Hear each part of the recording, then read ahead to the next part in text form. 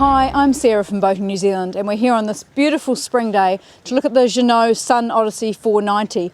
This is the largest in the Sun Odyssey range, a beautiful, slightly under 50-foot cruising boat. As we can see, this boat is called Papillon.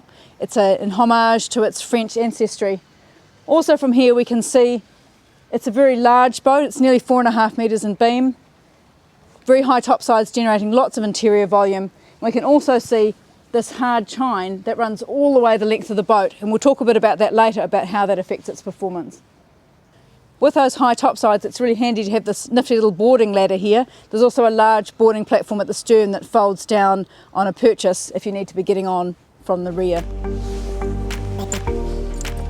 Now we're aboard, we can see the scope of the boat that we're dealing with. We've got a lovely wide side deck here, substantial moulded tow rail, and then the side decks slope down into the cockpit.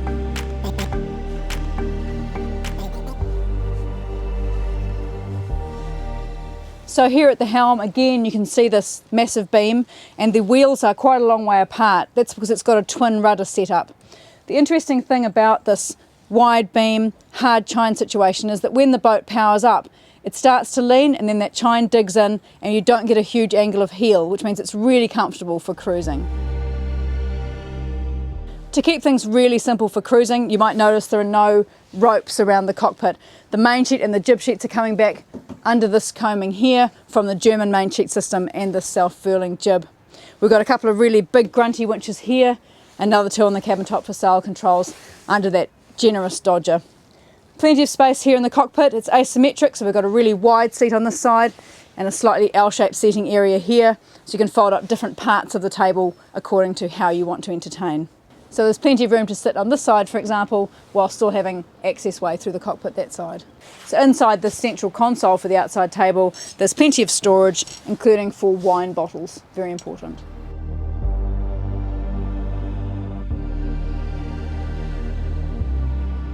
So it's down below that we really start to see the effects of that huge volume generated by the beam and the high topsides. And also we start to see those European touches of style, this nice curved staircase, the aqua upholstery, and little touches like these red lampshades.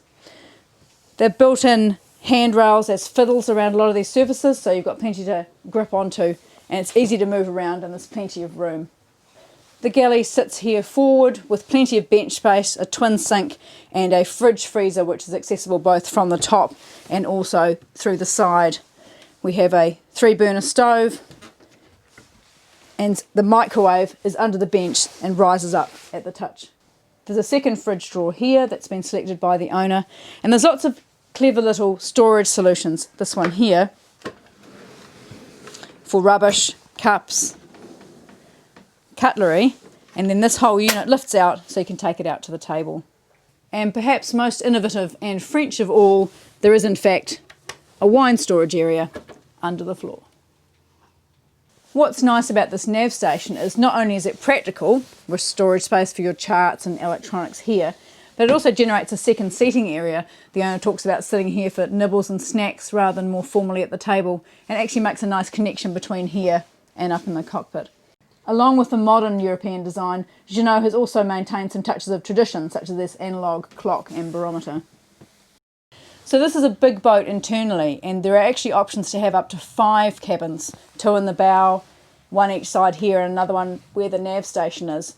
But this owner has opted to just have 2. He usually cruises alone with his partner, and also wanted to have a specific equipment room where he could store a lot of material and practical things for sailing without making the boat cluttered. So instead we have a double berth here under the cockpit, and it has a semi-ensuite bathroom which doubles as the day head.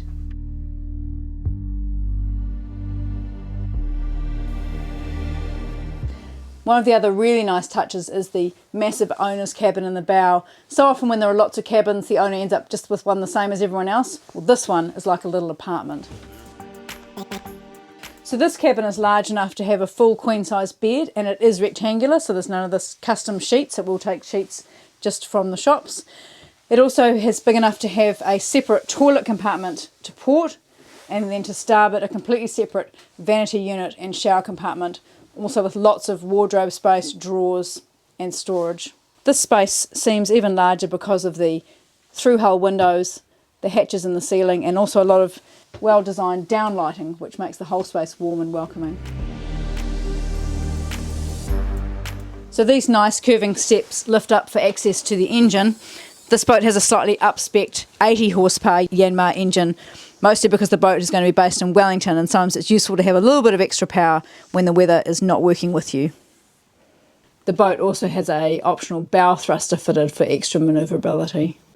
The yacht is well set up to sail short-handed, with all the lines running right back to by the helm. The main easy to hoist and drop, and the jib is on a furler as well. The owner has chosen just the standard sails for this boat, so nothing fancy or nothing too big.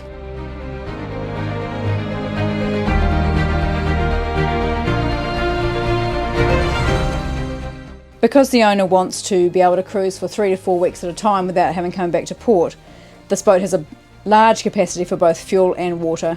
It takes 240 litres of diesel and 640 litres in the water tanks.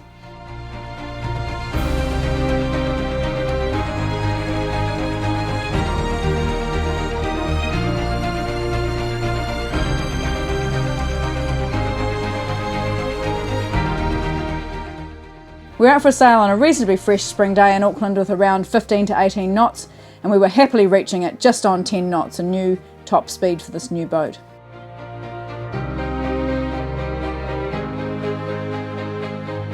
The twin rudders mean the steering is light but positive, and even though it takes a couple of steps to get from side to side, tacking is a breeze. The owner of this boat has spent more than 20 years with his previous Jeanneau, and he really knows what he wanted. He specified this boat to suit him and his partner, and he will get plenty of hours of happy cruising in the Marlborough Sounds. It's designed to be comfortable to cruise with all this space down below, but also to offer reasonable performance. It is designed by a raceboat designer, and it does have aspects like that chine and the systems that will make it easy to sail. I can see the owner having very pleasurable holidays in the future.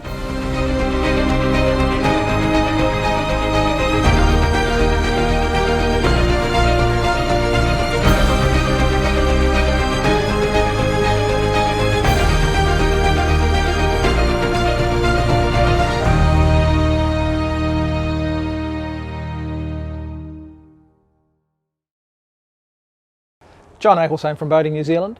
Thanks for watching. If you'd like to see more of these videos, please subscribe to our channel.